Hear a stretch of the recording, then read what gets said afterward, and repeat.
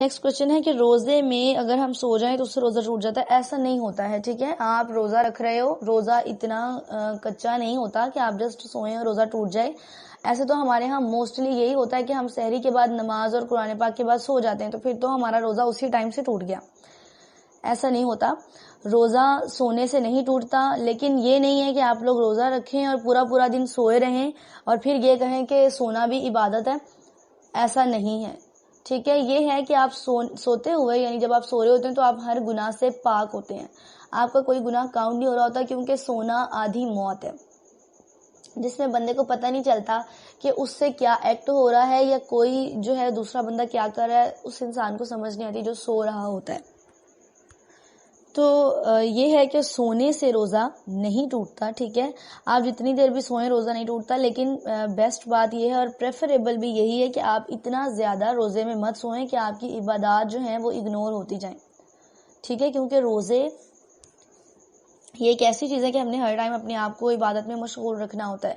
تو اگر ہم ہر ٹائم سوئے رہیں گے یا آلموسٹ ہم دن کے 8 سے 10 گھنٹے سو جائیں گے تو ہمارا روزہ ٹوٹل 15 آورس کا ہوگا یا 14 آورس کا. تو اس میں ہم کتنی دیر عبادت کر رہے ہیں. ہم اسی چکر میں ہیں کہ سونا عبادت ہے تو ہم 10 گھنٹے سوتے رہیں. ایسا نہیں ہے. ٹھیک ہے, آپ نے سونا ہے اپنی میجرمنٹ کر کے. کیلولا ایک جو ہمارے لیے بتا دیا گیا ہے وداؤٹ رمضان اور ان رمضان, تو کیلولا کریں. آپ 2 گھنٹے کر رہے ہیں, آدھا گھنٹہ کر رہے ہیں, یا چلیں 3 گھنٹے بھی آپ کر رہے ہیں, لیکن اس سے زیادہ مت بڑھائیں. ظہر کے بعد سو جائیں, عصر سے پہلے آپ اٹھ جائیں ہر حالت میں, کیونکہ عصر کے بعد ویسے بھی سونے سے منع کیا گیا. نبی کریم صلی اللہ علیہ وسلم نے عصر کے بعد سونے سے منع کیا. تو اس ٹائم تو ہم بالکل نہیں سو سکتے. کیلولا ہمارا ظہر کے بعد ہے. تو آپ کوشش کریں کہ رمضان میں بھی آپ کیلولا ہی کریں, اور صبح میں بھی آپ اتنی دیر مت سوئیں کہ آپ کو 11 12 یا 1 بج جائے, اور پھر آپ کی عادت تو ٹائم تبھی گزر جاتا ہے اور ظہر رہ جاتی ہے پھر پیچھے.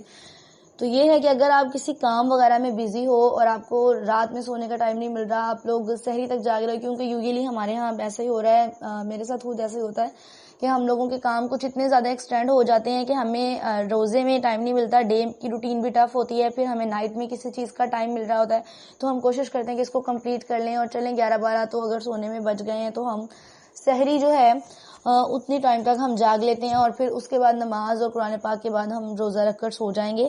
تو یہ چیزیں جو ہیں یہ ضروری ہیں. ٹھیک ہے, ایسا ہو جاتا ہے.